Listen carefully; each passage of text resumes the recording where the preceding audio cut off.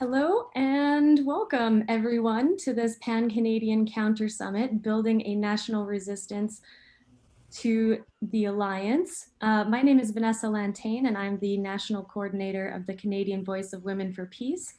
For 61 years, the Canadian Voice of Women for Peace, also known as VOW, has been a strong feminist anti-war voice, and we continue to work towards a world without war and to redirect funds from war and weapons to people and peace.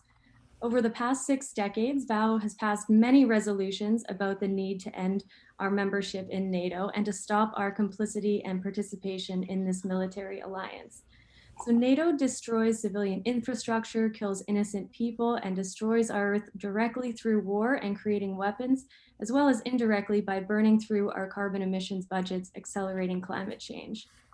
We would like to acknowledge that our national office is on the traditional territories of the Huron-Wendat and Petun First Nations, the Seneca, and the Mississaugas of the Credit River, but recognize that we are all coming together tonight from across Turtle Island.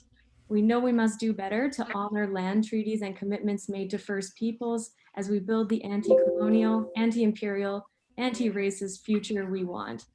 So today we have a very packed program for you with an incredible lineup of speakers, after which we will discuss what actions we can take to raise opposition in Canada against this dangerous military alliance. Recording in progress. So just some Zoom housekeeping, which I imagine we're all pretty familiar with right now, but please ensure the microphone is off when speakers are talking. You can either put your question in the chat during the discussion period or wait until the discussion period to use the raise hand function located at the bottom of your screen, which appears after clicking on the reactions button. As we do have a lot of speakers and topics to go over, we request that any questions are succinct to allow everyone a chance to speak. And our aim today is to share ideas for actions we can be taking to raise opposition to the alliance. So we particularly welcome ideas and actions for how to do this. We will also save the chat and send a follow-up email in case we don't get to all the questions and with information on next steps. So we encourage you to introduce yourself in the chat and send any links or events that you think others might want to know about. And I'm going to now hand it over to Bianca from the Canadian Foreign Policy Institute. Thank you. Thank you so much, Vanessa. It's so great to be here with all of you today. As Vanessa mentioned, my name is Bianca. I'm here representing the Canadian Foreign Policy Institute. Oh, I think we have some people who are not muted. If you could mute yourself, that would be really, really helpful. And if our co-hosts could help muting anybody that's not muted, that would be really helpful too. And the Foreign Policy Institute is an organization that seeks to bridge the gap between the perception and reality of Canada's foreign policy. And today I'm speaking to you from the island of Montreal, or Jojage, in traditional language, which is situated on the traditional territory of the Kanien'kehá:ka people, who are the keepers of the eastern door of the Haudenosaunee Confederacy, excuse me. And this is a place that has long been a point of meeting and exchange amongst many First Nations. So as I said, it feels really good to be here, especially with these numbers turning out for a discussion that just feels very, very urgent, the need for Canada to exit NATO. Just today, Prime Minister Trudeau is in Brussels. He's at a summit of NATO leaders on antiwar.com. Today, Rick Rosloff posted an article with some fascinating facts about NATO. He writes that NATO is the largest military bloc ever in history. It is the longest lasting military bloc in modern history. NATO is the only military alliance to ever have included more than one nuclear power, US, Britain, France. NATO is also the first organization to openly proclaim itself a nuclear alliance. And it's the only military alliance that has defined outer space as operational domain, as an operational domain, as well as air, land, sea, and cyberspace, and has just opened up a space center in Germany. NATO is also an entity that has waged war on 3 continents, Yugoslavia in Europe, Afghanistan in Asia, and Libya in Africa. So that's a lot to take in. And our membership is a lot to take in. In addition to its current military missions sprinkled across the globe, the latest statement by the head of NATO has announced that the summit has now added a major focus on China. Today's NATO communique noted, China's stated ambitions and assertive behavior present systemic challenges to rules-based international order and to areas relevant to alliance security. So as we all know, Canada has been an aggressive proponent of NATO. Just a few hours ago, Trudeau released a statement reiterating Canada's unwavering commitment to the nuclear armed alliance. And according to military historian Jack Granitstein, open quote, NATO is the alliance to which Canada has devoted perhaps 90% of its military efforts since 1949. Recently, however, and hopefully we've seen a revival of the idea that Canada should leave NATO, as, for instance, part of the Foreign Policy Institute's call for a fundamental reassessment of Canadian foreign policy, which was released almost exactly a year ago after last year's Security Council defeat. One of the questions that we posed was whether Canada should continue to be part of NATO or instead pursue non-military paths to peace in the world. And there was lots of prominent individuals that signed on to this, like Naomi Klein and David Suzuki, as well as 4 MPs and 4 former MPs, and dozens of orgs like Greenpeace and 350.org. So on April 3rd, we hosted an event called Why Canada Should Leave NATO. And afterwards, one of the fortunate things that came out of that was the National Post attacked the event and a resolution to the and the event led to a Toronto Star debate titled Should Canada Leave NATO? And the initiator of tonight's event, Tamara Lorincz, contributed the op-ed arguing in the affirmative. And we're going to be hearing from her first tonight. So Tamara is a member of the Canadian Voice of Women for Peace. Welcome, Tamara. Good evening, everyone. I am going to share my slides. Can you all see that okay? Yep. Yes. So it is really heartening and hopeful to be with friends and allies across the country on this important event. 2 years ago, the Canadian Voice of Women for Peace, for NATO's 70th anniversary, launched a new campaign, Feminists Against Militarism, Women Say No to NATO. That year, in January of 2019, we started a monthly protest outside the NATO Association of Canada office in downtown Toronto. We protested every month until the pandemic shut down last March. But then last year, we did a number of webinars against NATO. So with our actions and our event tonight, we are trying to change the narrative in this country that the alliance is a force for peace and security. It's exactly the opposite. NATO is a violent, racist, nuclear-armed military alliance that preserves Western domination and patriarchy. I am also part of the International Coordinating Committee of the No to War, No to NATO network. Yesterday and this morning, the No to NATO network and the European Left held a virtual counter summit with activists across Europe and around the world. The recording of this counter summit is available online on our website. At this morning's counter summit, Jeremy Corbyn of the UK and Malalaya Joya of Afghanistan gave statements. Vijay Prashad, in his remarks, said that we must turn the NATO headquarters in Brussels into a museum about the crimes of colonialism. I couldn't agree with him more. Yesterday, there was a big protest in Brussels. Hundreds and hundreds of people were on the street. Here are some pictures. Over the past 2 weeks, I've spent a lot of time listening to speeches by the NATO Secretary General Jens Stoltenberg, President Biden, the NATO Supreme Allied Commander, US General Walters, the Atlantic Council. All of them have continuously brought up the requirement on NATO members to spend more on the military. In April of this year, in Canada's budget 2021, our Minister of Finance, Chrystia Freeland, announced more money for NATO. Can you imagine, in the midst of a pandemic recovery, Canada is spending more for NATO. It's totally shameful. Last Friday, NATO released its defense expenditures report. Canada is estimating that its military budget will be $33 billion this year. This is 1.3% of GDP. So that means that Canada has to spend more and more every year until we reach the 2% NATO target. This money could instead be used to end the boil water advisories on First Nations communities, build affordable housing, expand public transit, etc.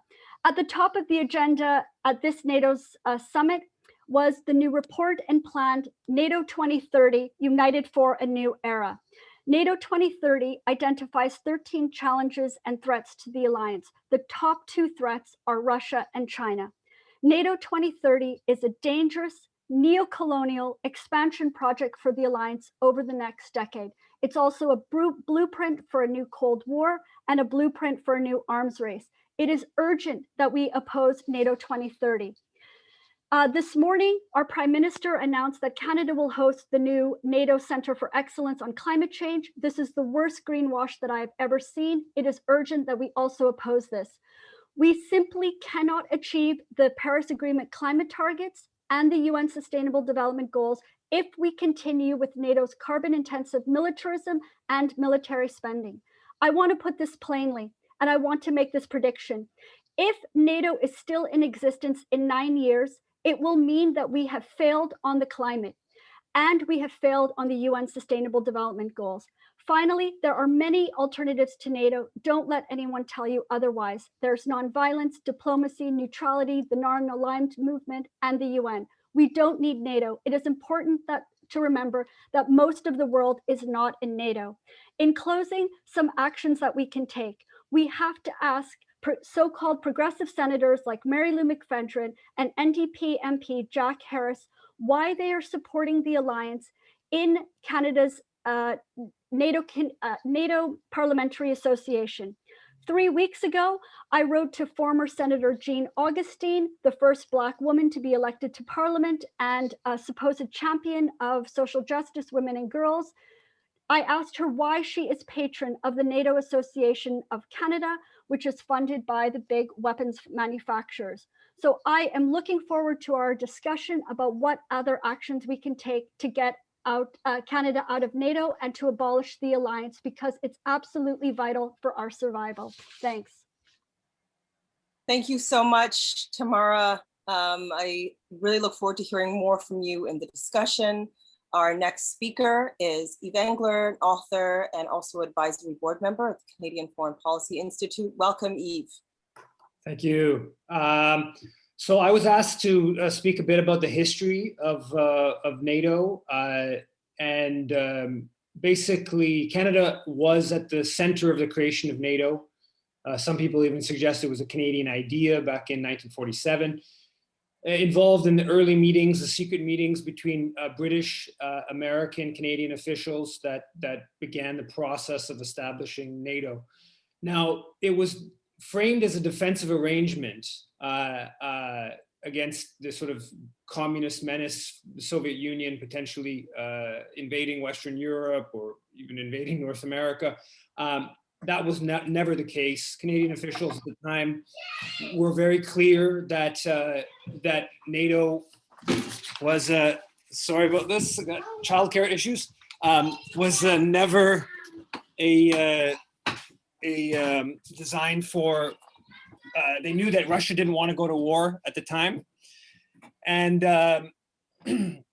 so it was never a defensive arrangement. To the extent that it was a defensive arrangement, it was about a concern that the left in Europe after World War II, which was very popular, the oligarchies, the church, the landed, the aristocracy had been very discredited for their siding of fascism in Italy and other countries, and communist parties, domestic communist parties, were doing very well. And so what NATO was about at the time, in part, was to bolster the elites within Western European countries that were concerned about the rise of domestic communism. So in France, the Communist Party won 30% of the vote. In Italy, they probably would have won the elections if it wasn't for American intervention after World War II. And Canadian officials were quite explicit at the time of the creation of NATO that it was designed to deal with class struggle. That it was designed to deal with class struggle, or as Lester Pearson put it at the time, an attempt at a complete Russian conquest of Italy by constitutional or extra constitutional means. He described class struggle by workers as, quote, a new and sinister kind of danger and indirect aggression, and that NATO was designed to combat that.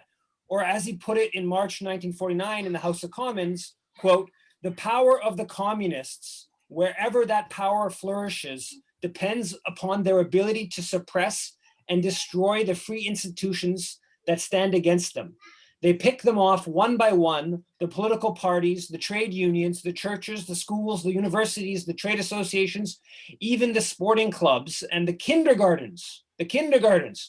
The North Atlantic Treaty Organization is meant to be a declaration to the world that this kind of conquest from within will not in the future take place amongst us. So NATO was designed to make sure the communists didn't take over the kindergartens in Italy and France. So that was one of the purposes of the establishment of NATO. The other and Canada sent tens of thousands of troops to Western Europe to bolster governments, elites, to make sure that there wasn't a communist, domestic communist takeover. The second motivation of NATO was really about bringing the decolonizing world, the former colonies that were facing decolonization movements, within the Western fold, under a US-led geopolitical umbrella. And Canada would put between about $1.5 billion in NATO mutual assistance program aid to Britain, France, Belgium, Portugal, while those countries were repressing the independence movements in their colonies. In Algeria, while the French were in Algeria, hundreds of thousands of French troops, Canada was providing bullets to the French to suppress the resistance there. Similarly with the British, while they were suppressing the Mau Mau revolt in Kenya, etc. So NATO was basically designed to like paper over the divisions within the leading imperial powers of the day and bring them really within the US-led fold.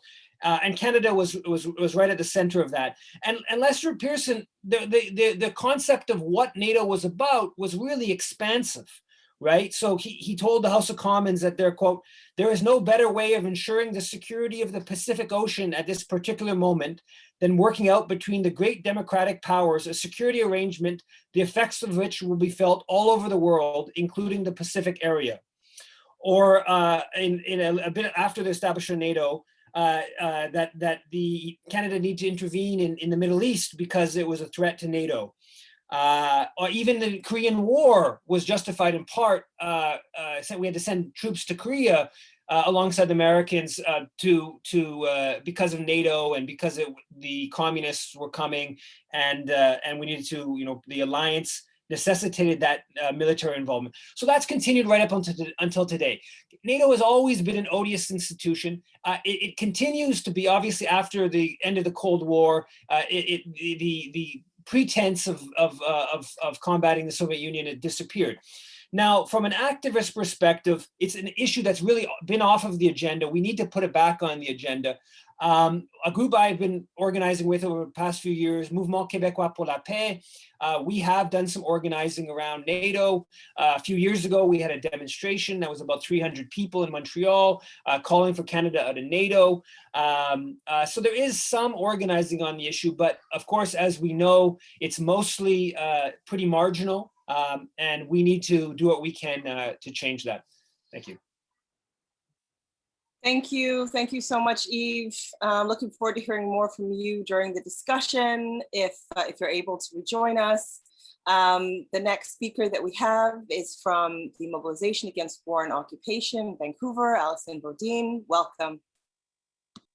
Hi, everyone. Thank you. And thank you to the organizers for pulling us together for this important opportunity to discuss NATO and Canada's role in NATO. I'm Alison Bodine. I'm the coordinator of Mobilization Against War and Occupation here in Vancouver, Canada, speaking to you from the stolen territories of the Musqueam, the Tsleil-Waututh, and the Squamish nations. From the Middle East to Africa, Europe, to Asia, to Latin America, we are living in a new era of war and occupation, which began with the US, Canada, NATO invasion of Afghanistan in 2001. The immense and far-reaching imperialist military machine needs infrastructure to work.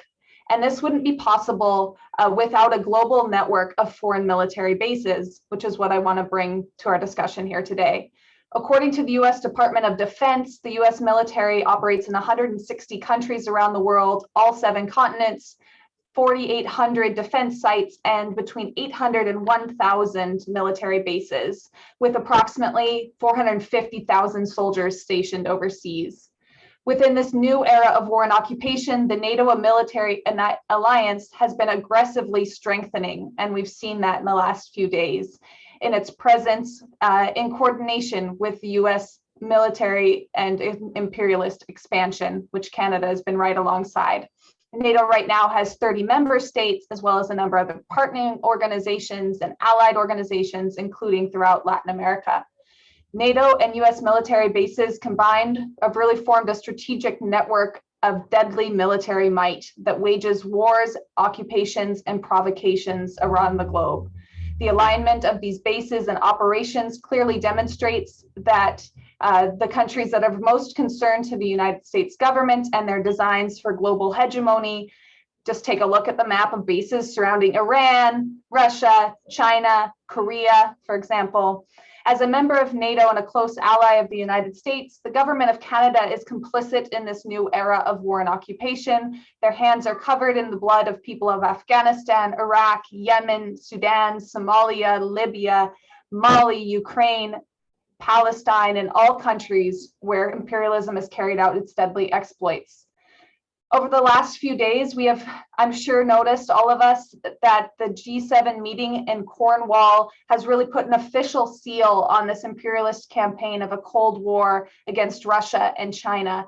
And within that, we can see how NATO is such an important tool and one that we're being called on to continue participating in. In that context, we must build a stronger and more united movement against US NATO military bases. That is the importance of this meeting and the reason we're gathered here today. Mobilization Against War and Occupation has participated in 2 international efforts I wanted to highlight. November 2018 was the first international conference against US military bases held in Dublin, Ireland. And the second, March 2019, Malwa was one of the organizers and participants in a march in Washington, D.C. that coincided with a NATO meeting there that was international in character as well. By participating in both events, we saw how effective a global movement committed to working on taking actions based on united demands against NATO can be. It is a global movement that is necessary to dismantle NATO and close all US military bases worldwide. And NATO, as we've talked about already, is not separate from militarism and the environment, as well as NATO has this critical role in this new war against China and Russia, this new Cold War.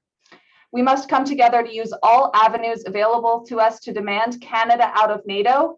A Canada out of NATO campaign must be in the context of a no to NATO, no to military bases, no to militarism campaign. It also must be in the context of an international campaign to completely dismantle NATO. First, our focus is in Canada, and second, our focus is the common struggle we have with other countries, which we saw a piece of in Tamara's slideshow earlier. With this campaign, both Canada and internationally, we can connect with the movement in Europe right now against NATO and US military bases. We have many tools for this campaign to demand Canada out of NATO, petitions, calling on MP offices and parliaments, organizing seminars, conferences, forums, and mass actions.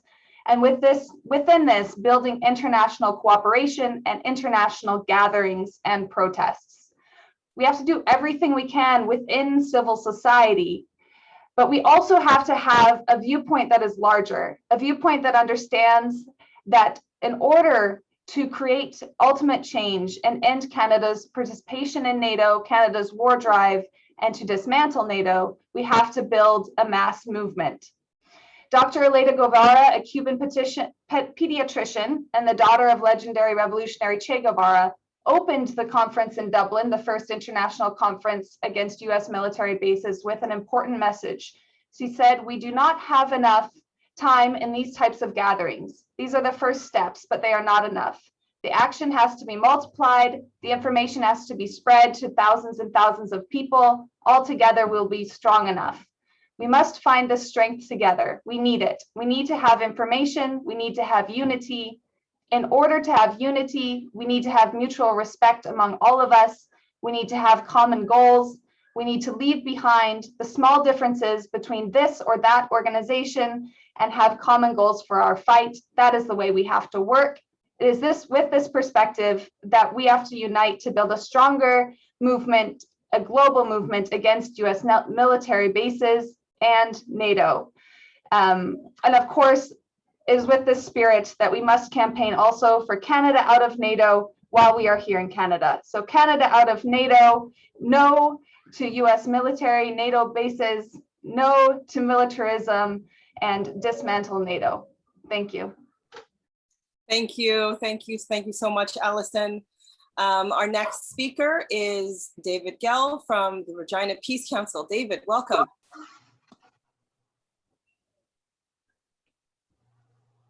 David, are you here? Looking for David in the chat. Okay, well, we'll just change the order around slightly. We're going to hear from Radhika Desai next from Winnipeg Peace Alliance. And when I can find him, we'll bring up David. Radhika, welcome. Thank you, Bianca, and thanks everyone who is here. I'd just like to start by saying that I'm speaking from the original lands of the Anishinaabe, Cree, Oji-Cree, Dakota, and Dene peoples, and the homeland of the Métis Nation, which we today call Winnipeg. I just want to congratulate the organizers for this fantastic initiative, this Pan-Canadian Counter Summit, to take part in the larger worldwide movement against NATO and to essentially inspire people to act now to get Canada out of NATO. There are many, many reasons to oppose NATO. And I agree with what all the other speakers have said. There are climate change reasons, there are military expenditure reasons, there are reasons to do with releasing funds to address our own needs, etc., etc. All of these are very, very important. Opposition to nuclear weapons, etc. My remarks, I want to today focus on imperialism. NATO has always been an imperialist venture.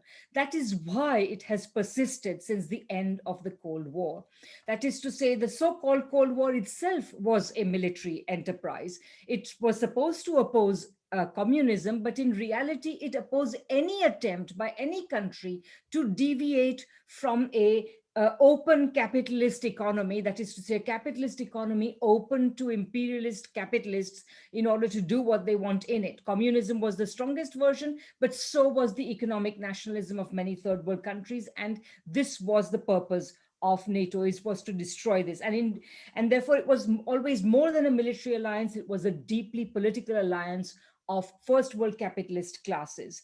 It was also therefore a deliberate effort to undermine and evade the structures of the United Nations. They were based on the principle of equal sovereignty and non-aggression. That is, it respected the sovereignty of third world nations. The whole purpose of the imperialist venture was to ride roughshod over the sovereignty of imperialist nations, over their sovereign right to undertake any kind of development they wanted, even if it deviated from the capitalist pattern, even if it involved denying Western capitalists access to their resources, their labor, their land and their markets. So in that sense, the purpose of NATO was to supersede the UN version, and all this talk that we hear today of a rules-based international order, it is essentially a kind of discourse that and you know, democracy and human rights, these are all legitimations in order to impose essentially open neoliberal economies on third world countries, which then essentially is a denial of the right to those countries and those peoples, the denial to them of their own right, the sovereign right to development. So in that sense, and since the end of the Cold War, NATO has actually become more unrestrained. During the Cold War, NATO engaged in not a single military operation, not one. Since the end of the Cold War, NATO has been at war more or less continuously. So and it also, NATO is involved today, as some other speakers pointed out, in targeting China. And this essentially means that they refuse to recognize what Hugo Chavez called the pluripolarity of the world order, the fact that today power is spread through the world system, and it has also spread to countries that insist on organizing their economies in a different way and serving their people in a different way. And so NATO has been involved in denying that. NATO has, throughout the post-Cold War period, been engaged in out-of-area operations, and it has expanded the sheer numbers of its members and partners throughout the world. So in that sense, it has become a sort of much bigger, much bigger, but also less coherent. And in many ways, that makes NATO even more dangerous. So essentially, we need to get out of NATO if we do not believe in imperialism. And of course, as Canadians, we have to see the connections between imperialism over third world countries and imperialism over indigenous peoples. So I would say there are many excellent suggestions that have already been made about what we ought to do. And I would add one other thing, and that is say no to the new Cold War on China. I think this is a very, very critical part of the opposition to NATO. Thank you very much. Thank you. Thank you so much, Radhika. Radhika from the Winnipeg Peace Alliance. Up next, we have Margaret Villamizar from CPCML. Welcome, Margaret.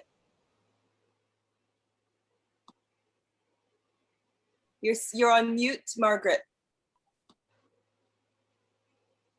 Getting ahead of myself. Okay, good. So thank you very much. I appreciate the invitation to be part of this forum, this webinar. Anything that contributes to discussion on a matter that is basically taboo in official circles at election time and in Parliament is certainly an important thing for us to engage in. I don't want to repeat some of the things that have been said, but let me just say a couple of things to start off in terms of what NATO's values are, supposedly. So when a country joins NATO, they sign on to the North Atlantic Treaty, which is its founding document. It commits those signatories to safeguard what they call the freedom, common heritage, and civilization of their peoples, founded on the principles of democracy, individual liberty, and the rule of law, to promote stability and well-being in the North Atlantic area, and to unite their efforts for collective defense and for the preservation of peace and security. I don't think we have to go into any of a discussion about whether it's for peace and security, whether it's about upholding democracy and individual liberties or collective liberties, any of that. What I will focus for a minute on is the rule of law, though. It's one of the three core values that keep being repeated by the NATO spokespersons. But now you hear very much less talk of the rule of law from NATO, and except maybe they'll throw it in to confuse people with what it is they're really promoting, which is, as Radhika mentioned, it's now the rules-based international order. The rule of law is based on recognized public standards for judging what is and is not acceptable, what's a crime, and then what's punishment that's appropriate for the crime. The fraud of what is referred to as a rules-based international order is that there are those who control the rules and they exercise their own discretion about what must be done to follow them and what punishments come with failure to abide by them. So when the US or the US and NATO give themselves the right to enforce the rules that they make and impose them on other countries, it's typically done through coercive measures up to and including a military intervention to remove their governments. By doing so, they are acting in contempt of international law. So defense of this rules-based international order that NATO has made the centerpiece of its mission, particularly as this NATO 2030 document is put forward, that is the antithesis of the rule of law that they claim to support, and it amounts to nothing more than might makes right. So I think this accounts for some of the brinksmanship that we're seeing today, whether it's in Eastern Europe, the Baltics, and the Mediterranean, and now the Asia-Pacific region, where NATO is going along with US and some of the other big powers in massive exercises, air policing, patrolling the waters, allegedly to watch out for troublemaking by Russia or China. So it's a dangerous game, this one, and I don't think that Canadian people, if they actually were engaged in a full discussion about it, would be in favor of endangering humanity with this kind of brinkmanship, because wars can actually break out. There's no saying that a war will not break out the way the talk is. Like Trudeau, I heard quoted saying that Russia is a clear and present threat. That kind of talk is a warmongering kind of talk. With respect to the taboo, at no time do the parties in Parliament question Canada's membership in NATO, none of them. Or do they question the conception of sovereignty where decision-making about crucial matters of war and peace and foreign affairs are in foreign hands under the guise of like a supranational body, which is NATO, but it's not in the hands of Canadian parliamentarians, much less the people. Parliament doesn't even have a say over these matters because they are part of what's called executive privilege or the royal prerogative. So Canada's membership in NATO, or have you heard that become an election issue, except maybe from small parties and candidates who do raise it, but then get dismissed as either fringe or extremists or something. They don't permit a discussion of whether Canada should or shouldn't be in NATO, not even after it took part in these wars of destruction against Yugoslavia, Afghanistan, Libya, was that even discussed.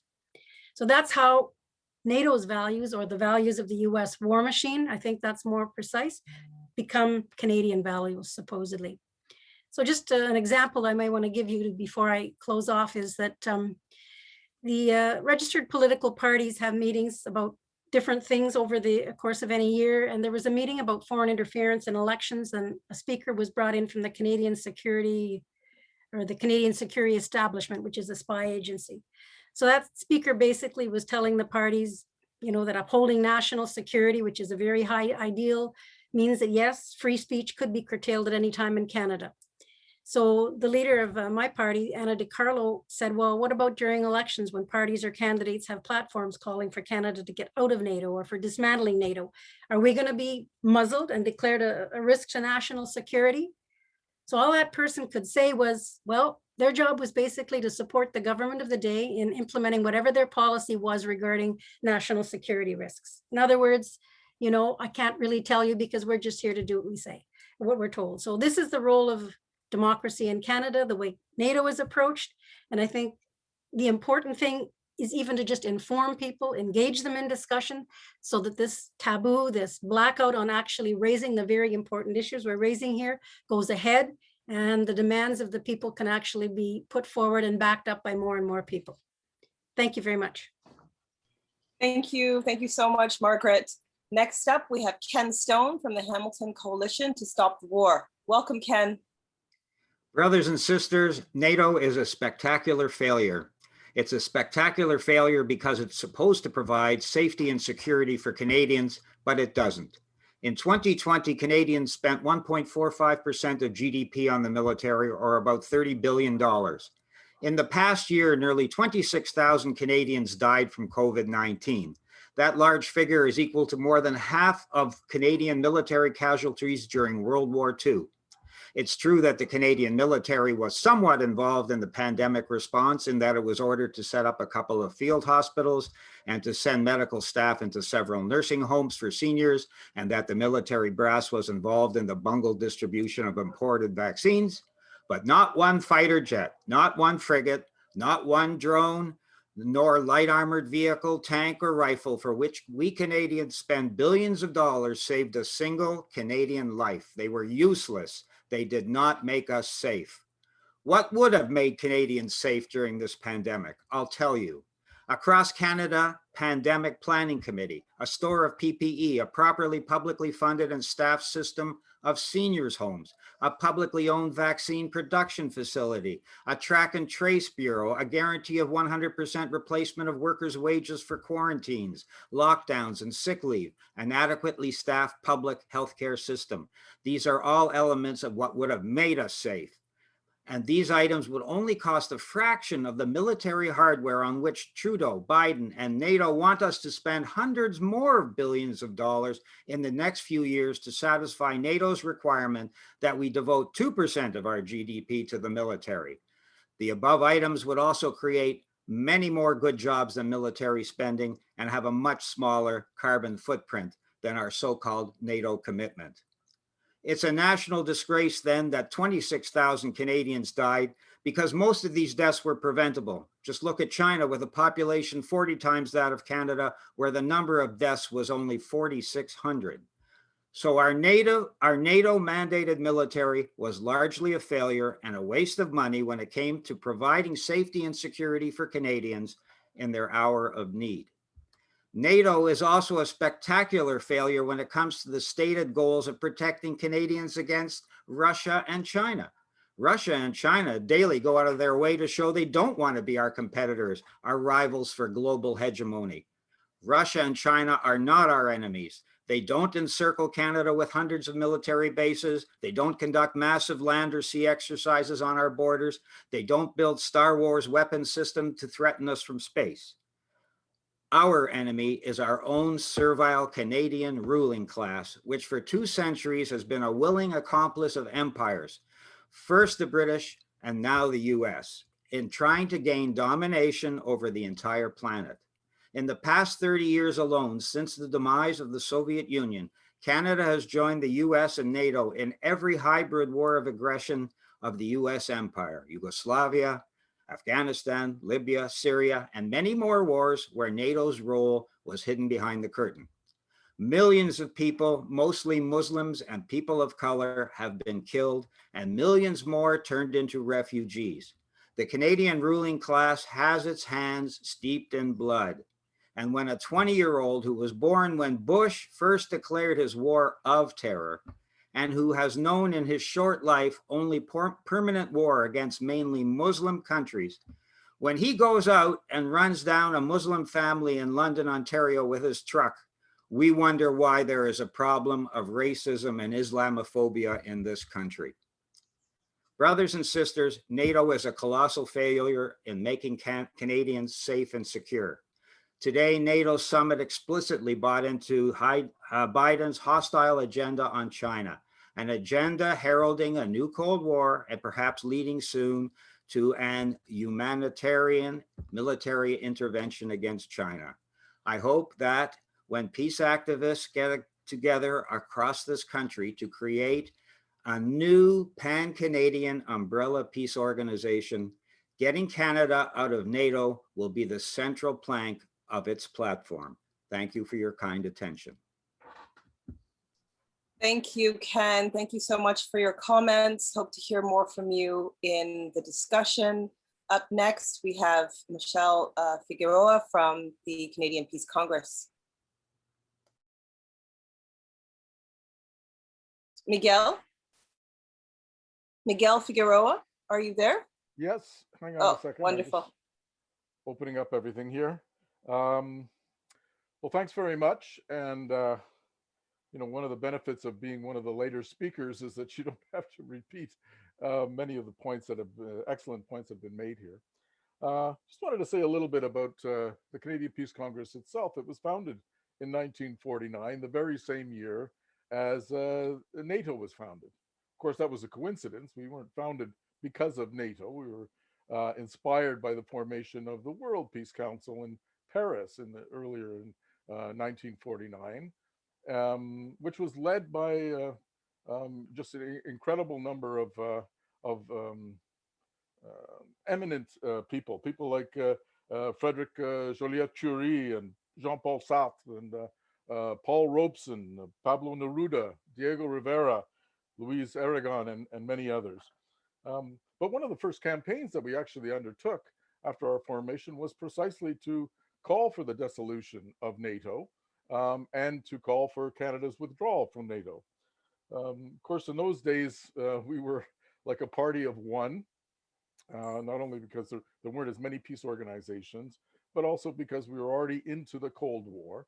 And to take such a position for nuclear disarmament and for Canada's withdrawal from NATO meant that you were, of course, immediately labeled a communist, even though the first president of the Canadian Peace Congress was Dr. James Endicott, who was an ordained minister for the United Church of Canada. But in those days, it didn't take much to be labeled a red. Anybody who supported nuclear disarmament, anybody who was in favor of universal Medicare or trade union rights or women's emancipation and so on and so forth, these were all enough to be labeled as a commie or as a red. And of course, there were many communists involved in the Peace Congress at the time. As a matter of fact, if you supported all of those kinds of issues and you weren't in the Communist Party, it almost seemed a bit odd. But of course, nothing stands still. And over the years, the peace movement, fortunately, has widened its scope of involvement in much wider circles of peoples with different political persuasions and so on. If we think back to the heyday of the peace activism in Canada in the early 80s, there were campaigns against Star Wars and against cruise missile testing in Alberta, low-level flying in Labrador, and so on. But interestingly enough, the issue of NATO membership and Canada's presence in NATO was still a kind of a taboo subject.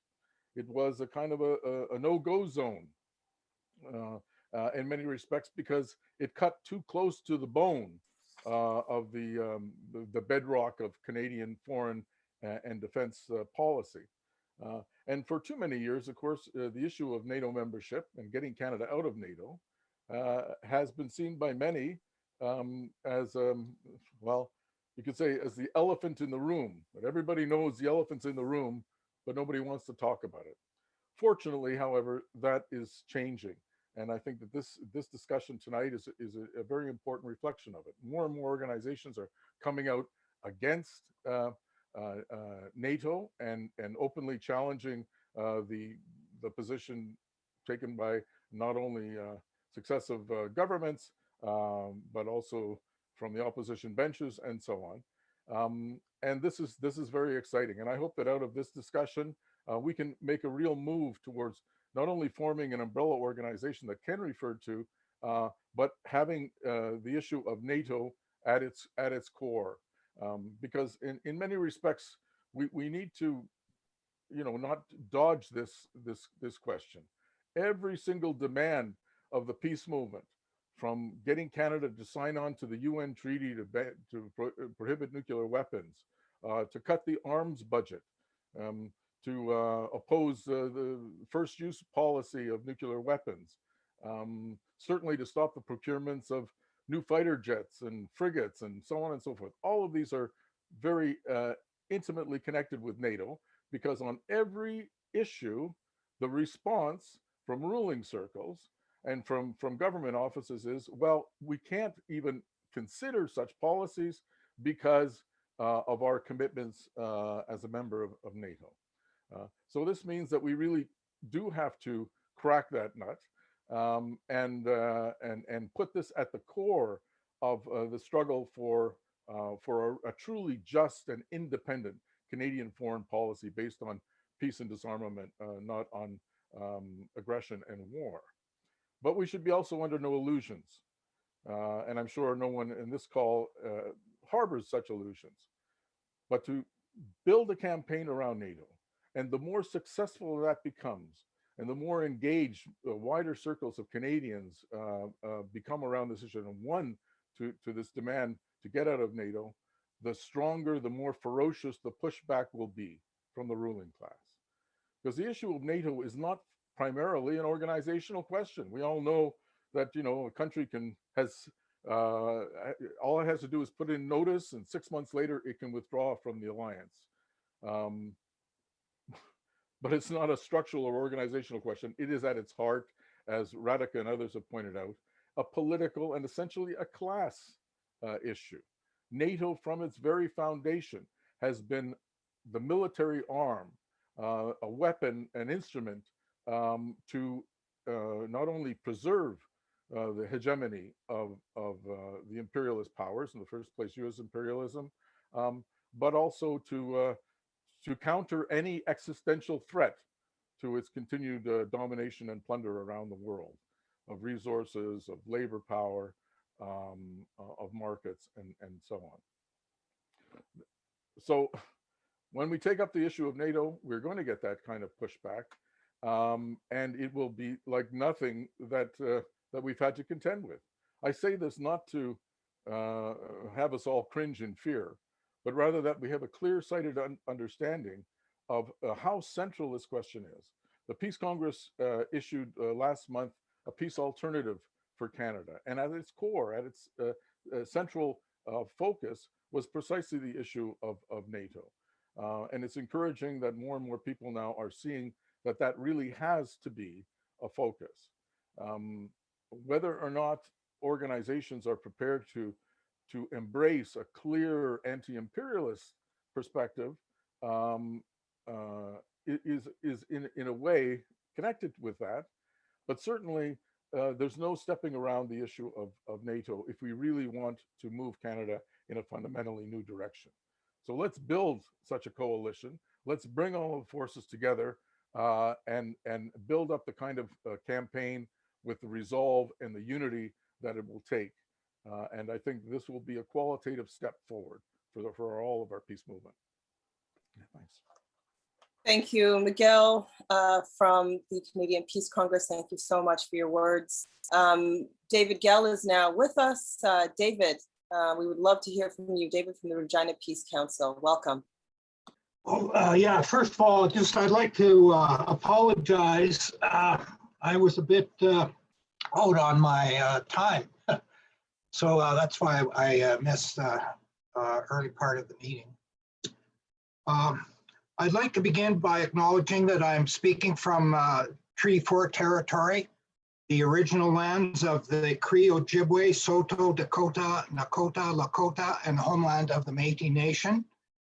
We respect and honor the treaties that were made on all territories. We acknowledge the harms and mistakes of the past, and we're committed to move forward in partnership with Indigenous nations in the spirit of reconciliation and collaboration. I'd also like to thank the organizers of this event for arranging it and for the opportunity to address my colleagues in the peace movement. The Regina Peace Council has had a consistent policy of opposition to Canadian membership in NATO and in participation in imperialist-inspired wars since its inception in 1949. As recently as March 30th of 2019, the Regina Peace Council hosted the conference No to NATO, Yes to Peace and Progress.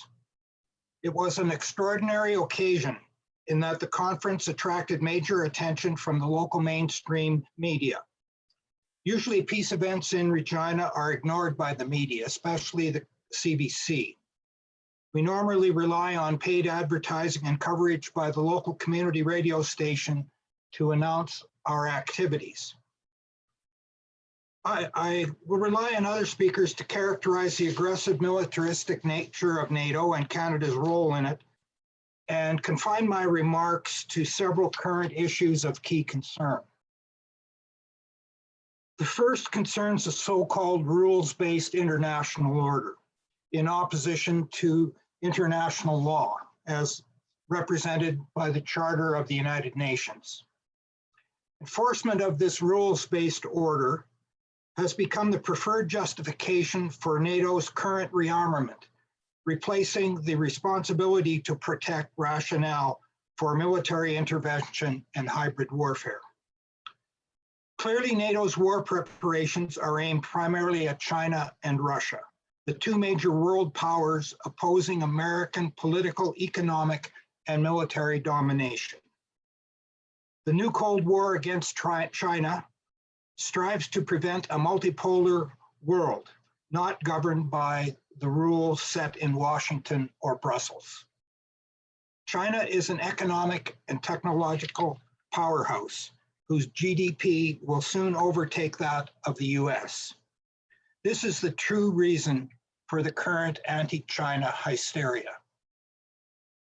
As a settler nation founded upon the genocide and disposition and colonial oppression of the pre-existing First Nations, what moral authority does Canada have to lecture other countries about human rights and democracy? The recent hate-based murder of a family in Ontario, based on their religion, has given rise to an outpouring of grief, sympathy, and shock. Our politicians and mainstream media act as if Islamophobia in Canada is unrelated to the perpetual war on terrorism aimed at Islamic nations. To combat Islamophobia, we call upon our government to end sanctions against the 8 Islamic majority countries it currently targets.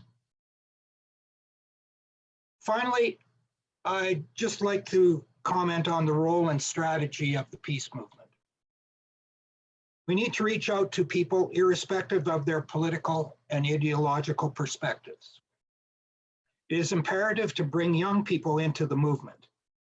In this regard, we can learn much from the environmental movement, which has gained widespread support from youth and students around the world. The peace movement must learn to use all forms of communication to spread its message. This includes use of electronic media and culture such as art, music, and drama, while continuing the traditional holding of mass rallies, demonstrations, conferences, etc. The peace movement should be an exciting and inspirational. That's our challenge. And that's what I have to say. Thank you. Thank you so much, David. Looking forward to hearing more from you and great to hear all those action points. Our final speaker of the evening is Isaac Saini from No Harbor for War in Halifax. Welcome, Isaac. Welcome. It's a great pleasure and honor to be part of this gathering of people, and it's very powerful to note that there's so many others who'd want to be part of this very important discussion, particularly as we live at a very, very dangerous time in human history with the growing, shall we say, imperialist contradictions and the attempt to impose might is right in shall we say, the so-called rules-based international order that will completely eviscerate international law. I'm speaking to you from Mi'kma'ki, the unceded territory of the Mi'kmaq people, specifically speaking to you from Keje Puktuk. I want to address very briefly a problem that we have here, an issue that we've confronted here in Halifax by all of us who are against the war, against war preparations, which is the Halifax International Security Forum. This forum, involving high-profile generals, admirals, defense ministers, ideologues, and corporate executives from NATO, discusses issues of so-called international security. According to the Canadian Department of Defense, which has doled out more than 30 million tax dollars to the US organizers for funding since 2009, the aim of this so-called discussion is to learn from each other, share opinions, generate new ideas, and put them into action, end of quote. Started by the German Marshall Fund of the United States, which is based in Washington, D.C., the forum is declared as, quote, a step in the process of changing the conversation about Canada's role in the transatlantic community toward a recognition of being a top-tier power in its own right that is worthy of a seat at the table with the globe's most powerful war-fighting nations, end of quote. Then Canadian Foreign Minister Peter MacKay stressed that the aim of the Ottawa in funding the Halifax International Forum was to create a supranational agency, quote, at arm's length, that would specifically promote the global expansion of NATO beyond its traditional spheres and responsibilities of Europe and Canada in that direction, rather than NATO merely being about Europe. Other speakers have talked about the international scope and the international crimes of criminality that NATO is hatching for the world's peoples. In Halifax, the Halifax Board of Trade has described the forum, stated that as Halifax booms in times of war, it declines in peace times. This is a direct quote. Halifax booms in times of war, declines in peacetime. The message from them is quite clear. It is unequivocal. And that is that Haligonians are enthusiastic about living in a militarized city due to the benefits of the war economy. This is cited as, quote, reason why people should applaud the Halifax Forum. But the people of Halifax are not enthusiastic, to say the least, to have their city dragged into these imperialist machinations. Halifax, as many of you know, was virtually destroyed by the horrific December 6, 1917 explosion, and of course by an explosion in 1945 at the Bedford Magazine depot. And of course, it faces the grave threat posed by the continuous visits of US and NATO warships. These ships participate in crimes against the people across the world, and they also include submarines armed with nuclear ballistic missiles. The agenda aims for these war conferences, which have taken place, as I've noticed, in 2009, okay, are replete with chauvinism against the peoples of the world. They underscore that this conference is based on an imperialist definition of values and security, which is itself based on US hegemony, the dominance of so-called Western civilization, the principle that might makes right, the idea of responsibility to protect, and white man's burden. In a sense, it's almost an institution of white supremacy.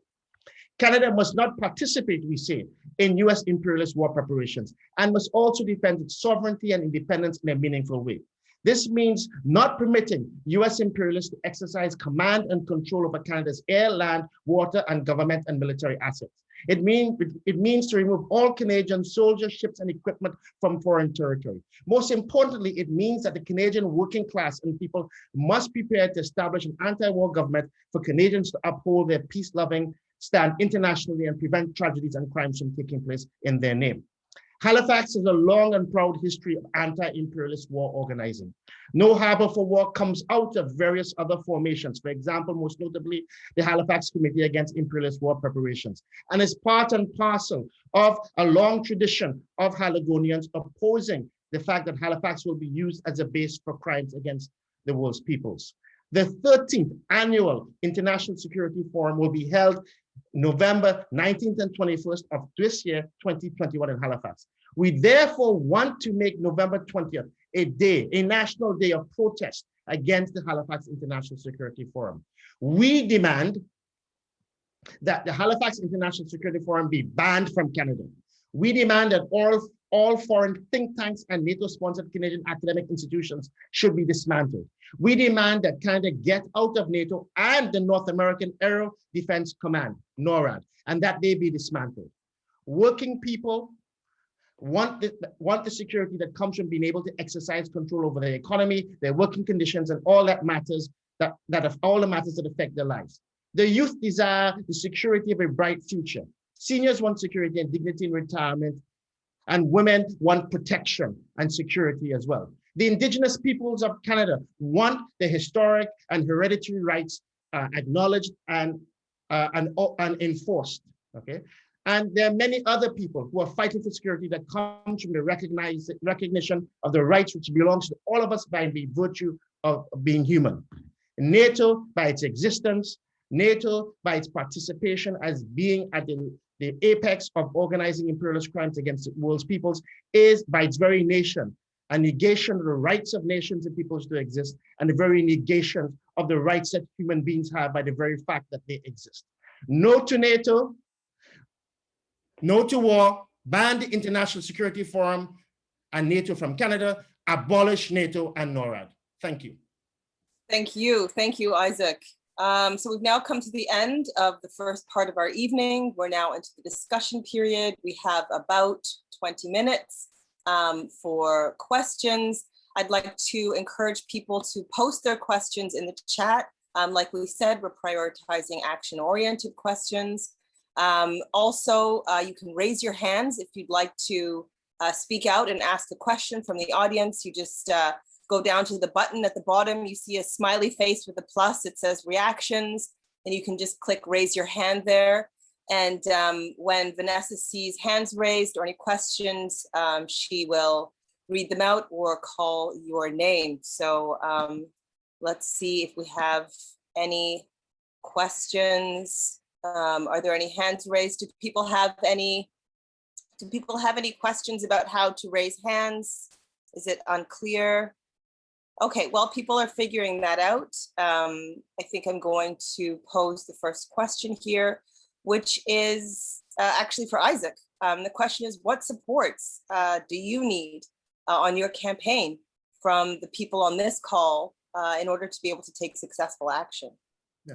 Well, I thank you. I think that's a very important question. I think some people are unaware that this Halifax International Security Forum, this gathering of warmongers, takes place annually. What we need is for people to publicize it, perhaps to organize complementary and supportive events in their locals as well. I think it's important as well, obviously, to engage in a multi-pronged movement in which not only to challenge this International Security Forum, but Canada's participation in NATO, right? And even coming to Halifax, hopefully the pandemic by that time will allow travel. It would be good if people could join us, right? It might be also serve as a cause, given the fact that we've seen an unprecedented heating up of inter-imperialist contradictions and the danger of war, right? It's so clear how, and it's so frightening how events have escalated, right? And not only the question of war, but people have also mentioned the ecological catastrophe that hangs overhead, that perhaps even a gathering, a conference, so to speak, a summit of the peoples, a summit of peace for the peoples might be useful to have in Halifax when this security forum takes place. And also to share the ideas with us as well, I think would be useful. I'm just one member of this group, and obviously we're now beginning to think of what we're going to do on November, because the conference will be held November 19th to 21st. November 20th is our target day for protest, and any ideas and support would be most welcome from people across Canada. But I think, as I said, complementary actions, coming to Halifax, and perhaps we can even organize a gathering for that day, sort of, as I said, a peace summit. Anti-war summit. Wonderful, thank you. It looks like we don't have, I'm not sure if it's a technical issue or if people's questions have been so thoroughly answered by the excellence of our presentations. But oh, I see a hand up. Vanessa, could you help me with bringing people to the fore? Yes, for sure. So the first hand that I see is Joan, and then we'll go to Adrian next. So Joan, feel free to unmute yourself.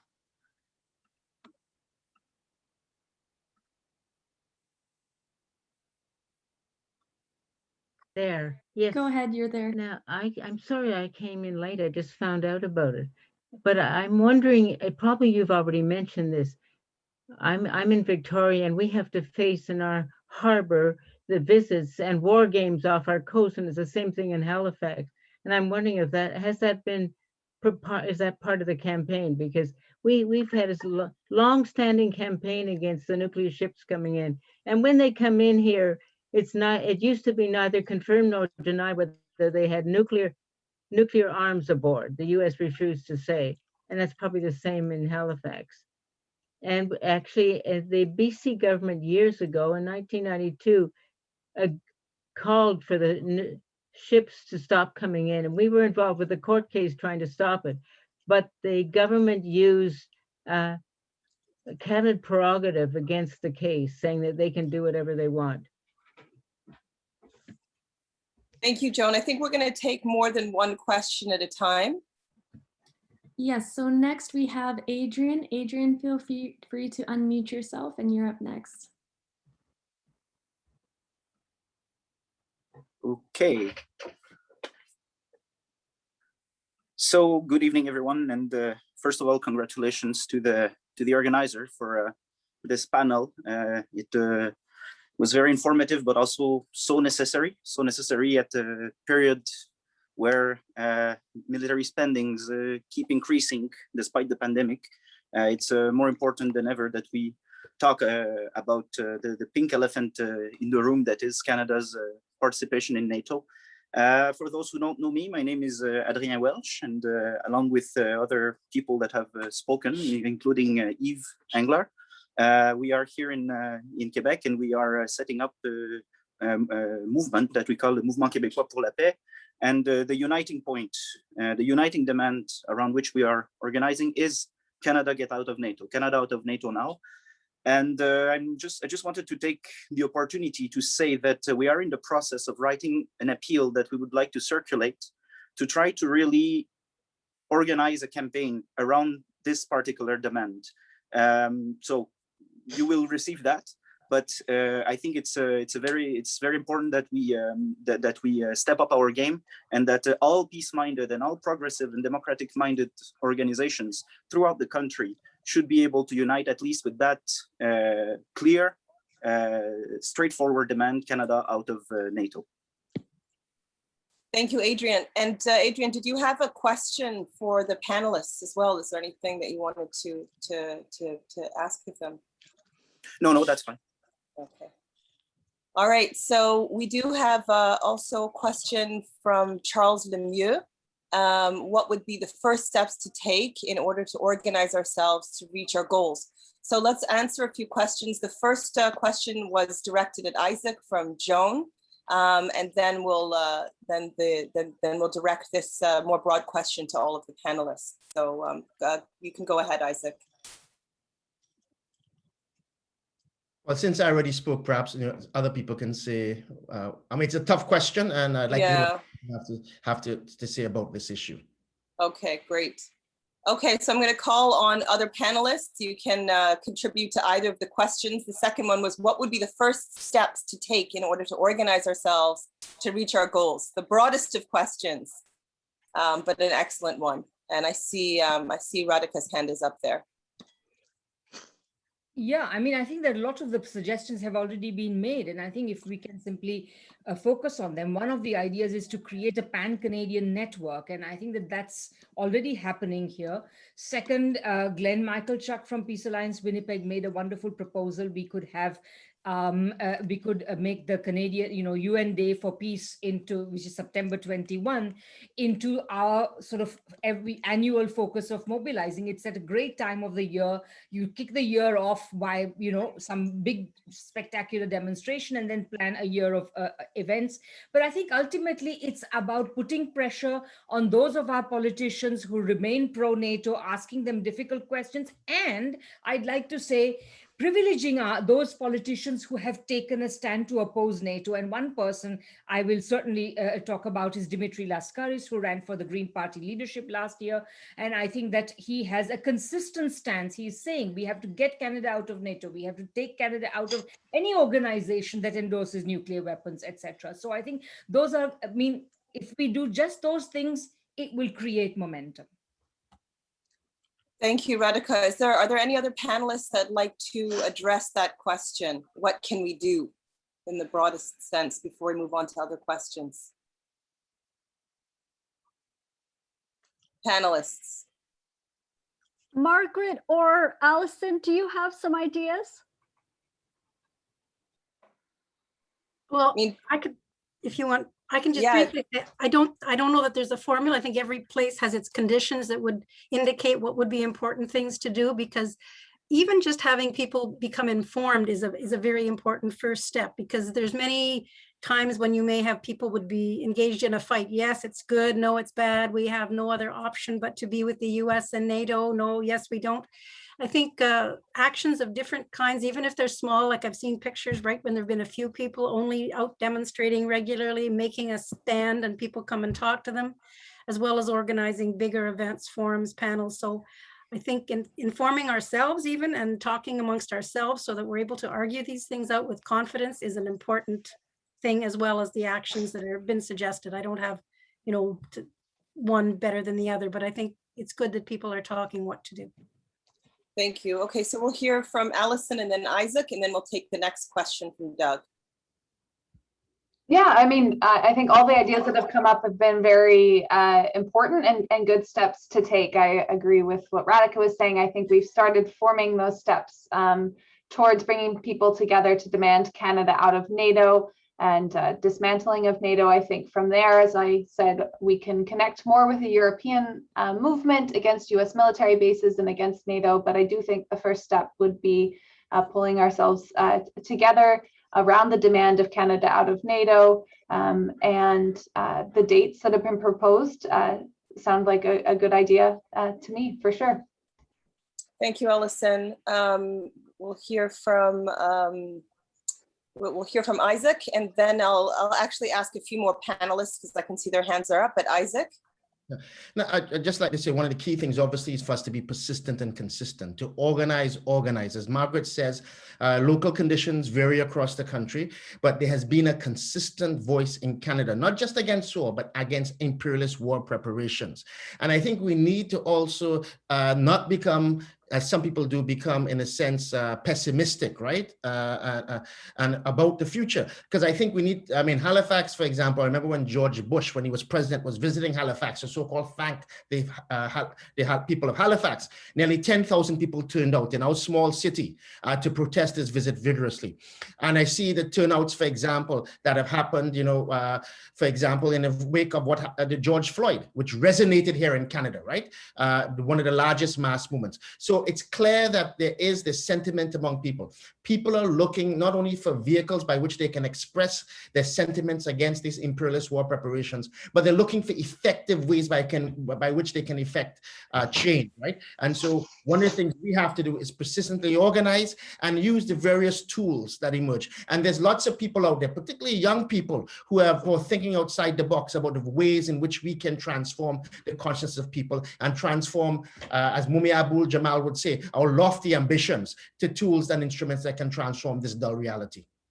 Thank you, Isaac. We'll hear next from Miguel Figueroa. Yeah, thanks.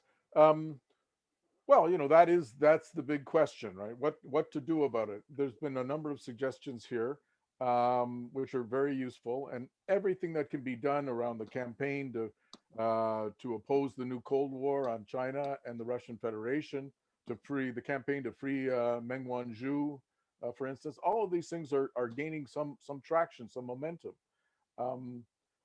I guess part of it is that, first of all, the idea of having a coalition that Adrian referred to, this appeal, there should be a positive response to it. I think that we should try to see if we can set up, you know, such a coalition for Canada to get out of NATO.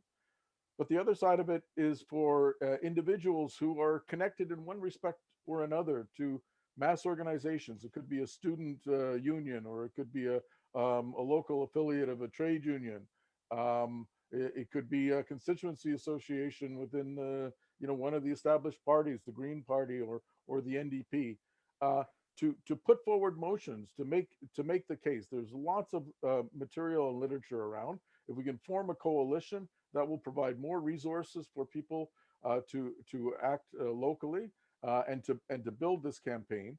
But you know, a lot of it is just to encourage people to speak out on this question, to break the silence, if you will. Thank you, Miguel. So we have 3 questions here. We'll hear from Doug and then Jacob, and then we have a question in the chat. Doug Brown, welcome. All right, thank you. And thank you all the speakers. I think your presentations have been extremely good. I just wanted to maybe get more reaction on the political side. You know, that we don't have any champion in the House of Commons on this cause, and which is kind of remarkable. And until about 10 years ago, the NDP had a very clear policy on withdrawing from NATO and NORAD, and unfortunately, Jack Layton quietly, undemocratically removed that policy because he knew that it wouldn't pass that convention. So, you know, at the political level, we have to break into the House of Commons somehow, and you know, raise the debate there right in Parliament. Right now, I think we have 5 dictators in the House of Commons. The parties are not democratically run. The leader has absolute say, and those 5 people, you know, they basically stymied this important debate. Thank you, Doug. And there's some related questions in the chat. There's the question, are there any parliamentarians who are opposing NATO? The call for an anti-war government is fundamental to raising the issue with parliamentarians and the broad discussion amongst the people that Margaret and others spoke about. So this is a question that's being directed at Margaret and Yves, but I think anyone can take it on. And before we answer that, if we could hear from you, Jacob, please unmute yourself and ask your question. Thanks, Bianca. Can you guys hear me? Yeah. Okay. A lot of the panelists, Ken brought this up. I think a couple others did too. Is like the idea of establishing a single anti-imperialist organization in Canada.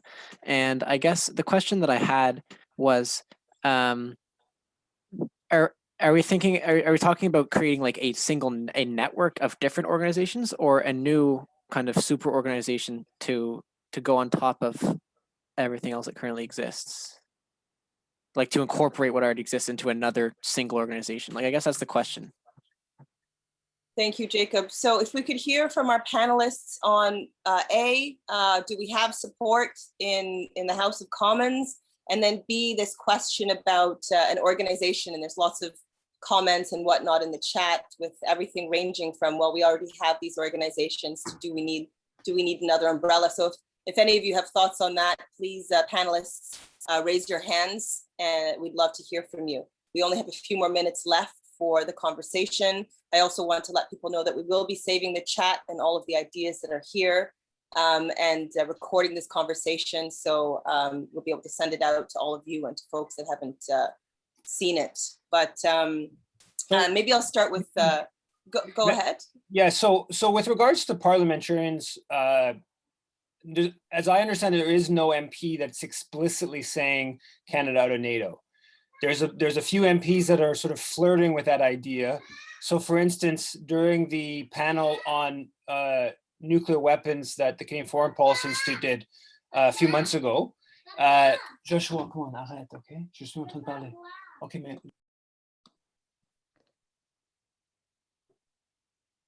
Oh, sorry. You're muted, yeah. So Elizabeth May said that basically if we can't sign the Treaty on the Prohibition of Nuclear Weapons as a member of NATO, then we should pull out of NATO.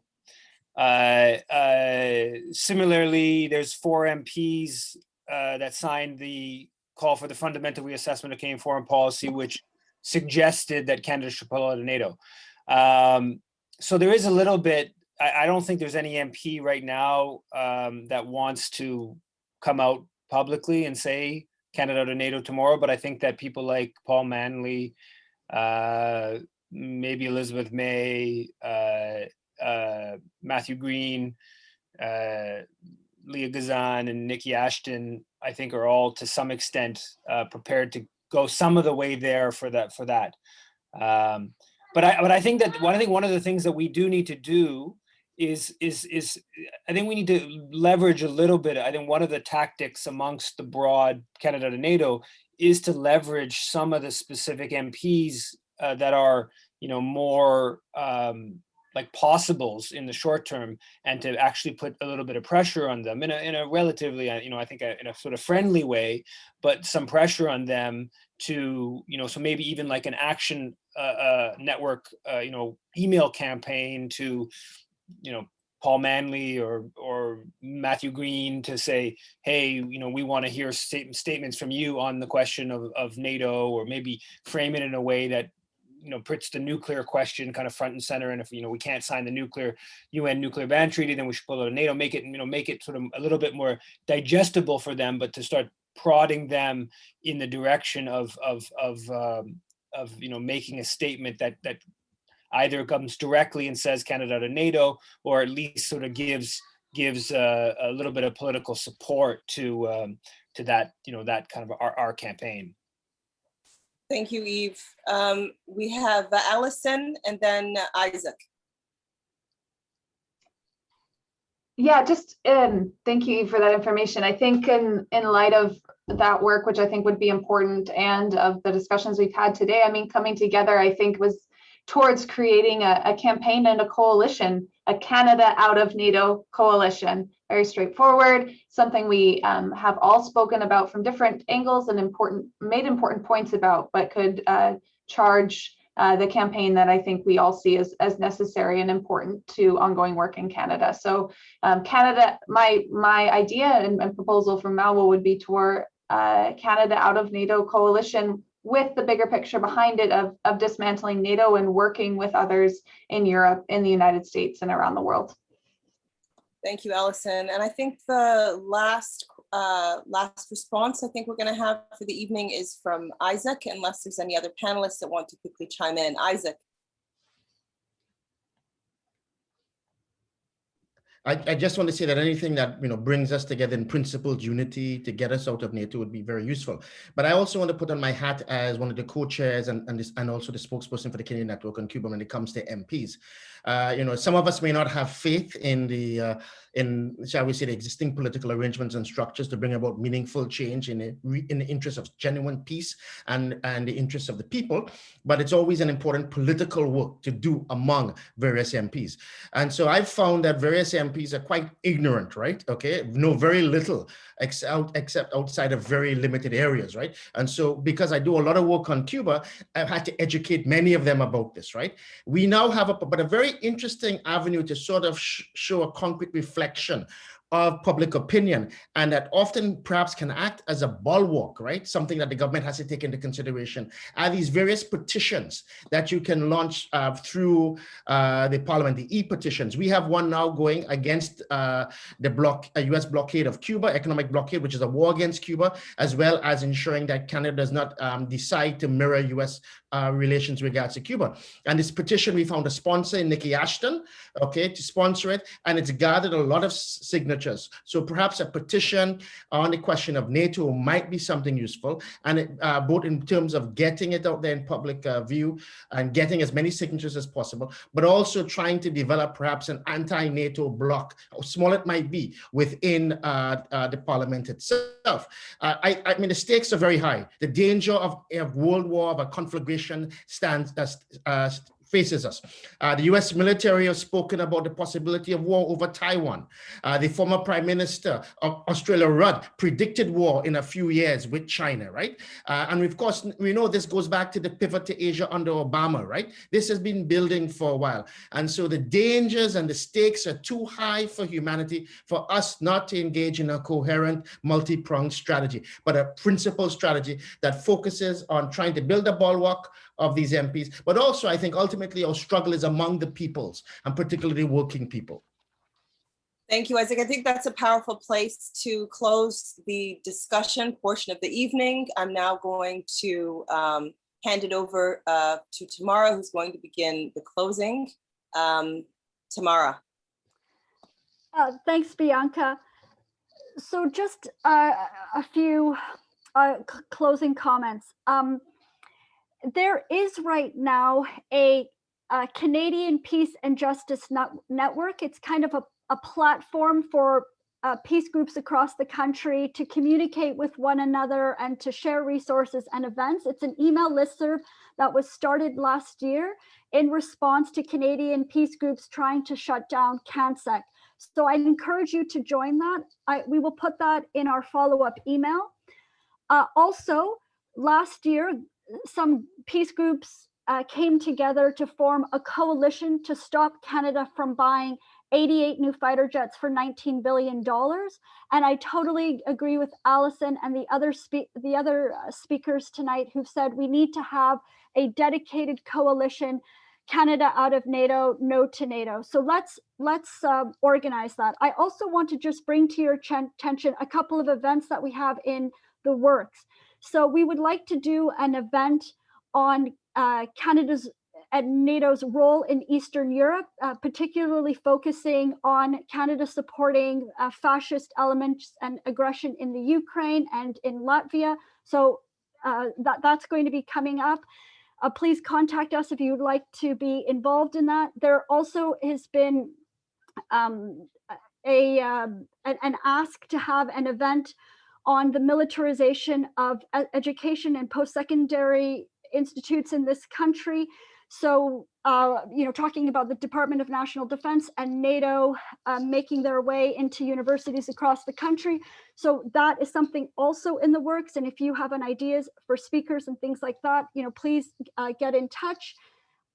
Definitely, we should shut down the Halifax International Security Forum in November, and we will have another meeting because this is so essential, friends. We absolutely have to we have to work together to get Canada out of NATO. So we will be in touch with you. We are going to send out a follow-up email. We are going to save the chat and share it with you.